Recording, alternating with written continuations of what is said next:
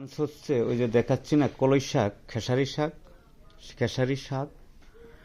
আর এই হচ্ছে পোয়া মাছ দিয়ে আপনার টমেটো দিয়ে, সিম সিম দিয়ে আলু এবং টমেটো, ইলিশ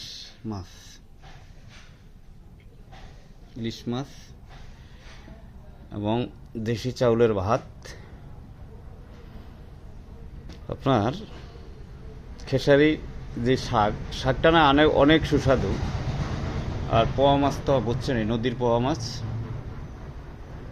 আর এই হচ্ছে আমাদের দেশীয় ইলিশ, একদম খুব ফেভারেট খাবার।